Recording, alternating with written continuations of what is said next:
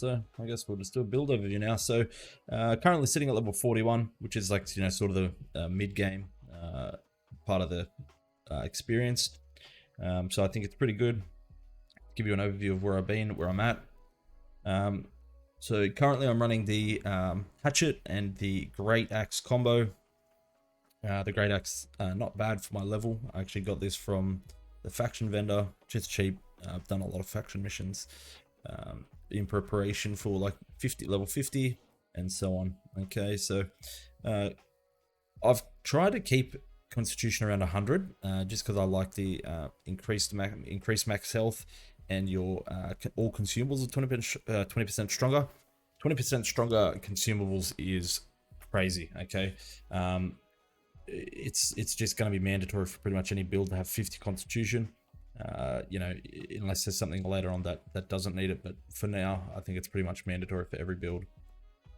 My strength, I've sort of been going you know, a couple points in here, a couple points in here. Once I got to 100, I'm just going to dump everything into strength from now on, and to see how far I can get that up on the tree. Obviously the goal is to get that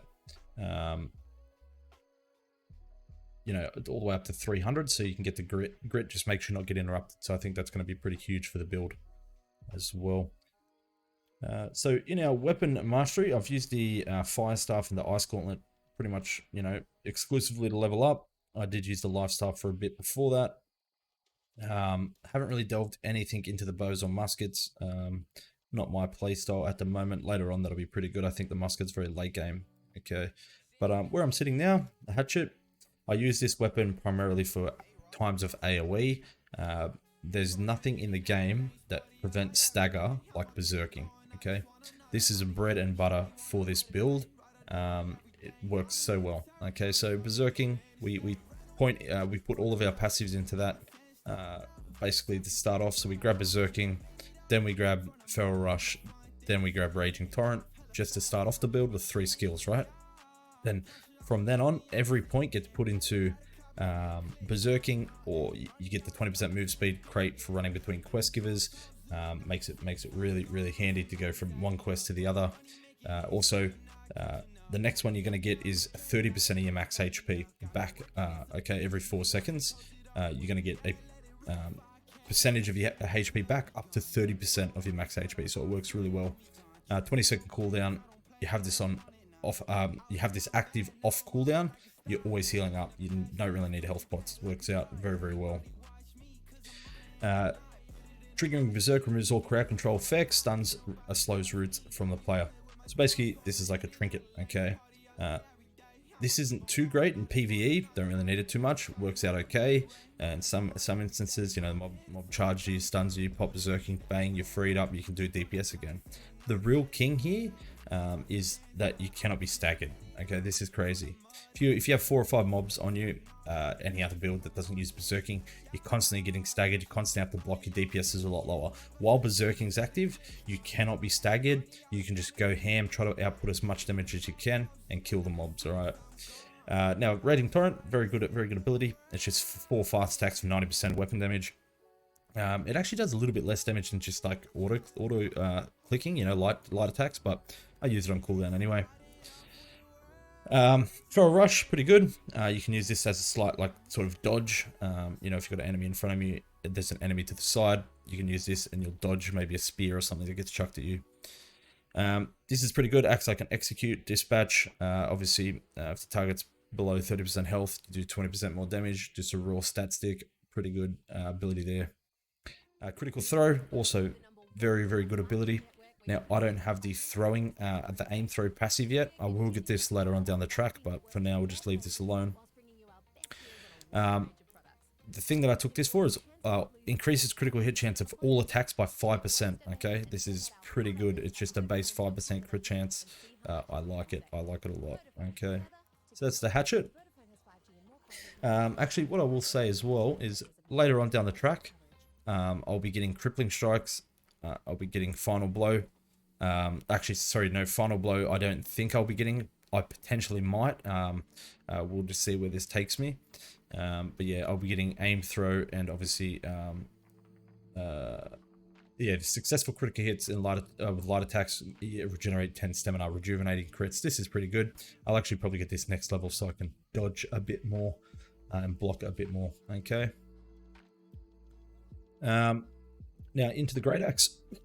Great Axe is a meta weapon at the moment. There's not much that can do the Great Axe just in terms of survivability and damage. Pretty good weapon. In PvP, can't get away from it. The charge is too strong. The tracking on the weapon, auto attacks, too strong.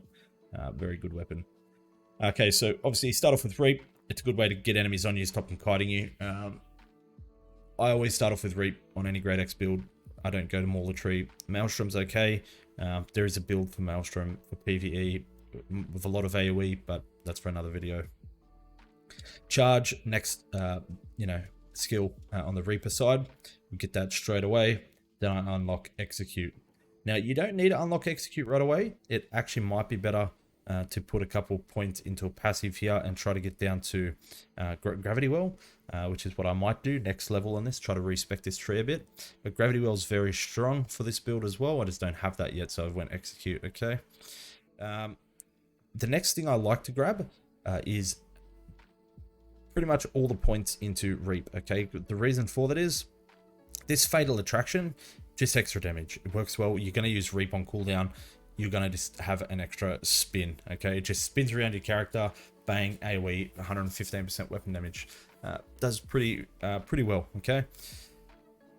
What I get after that is Greed. I always think about builds as what gives me the most value. Now, I light attack a lot. This means I'm going to have a 15% damage increase all the time, okay? So Greed, very strong. Okay, now the next thing I get for a little bit of sustain as well is Feed.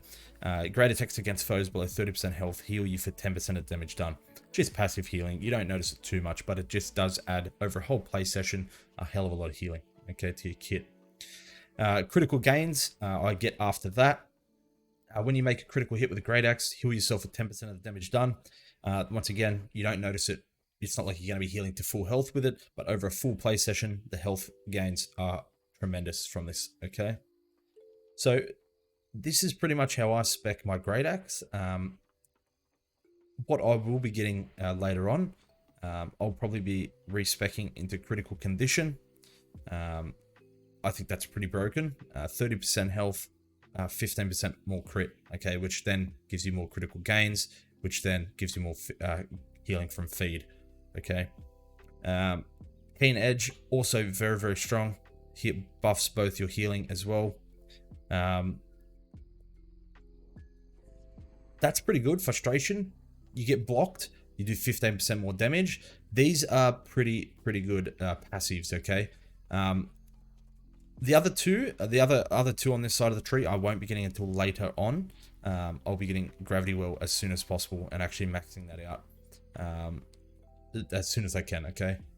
Fortify in this game is very strong. I do like it a lot, okay? So look, that's my build, the way I've been playing my, Great Axe Hatchet combo there. If you have any more questions, you can, hit me up on Twitch at any time. You can, leave a comment on this video and I'll get back to you. Or even just contact me on Twitter, okay? All the links will be down below or on my Twitch page, all right? Anyway, let's get into just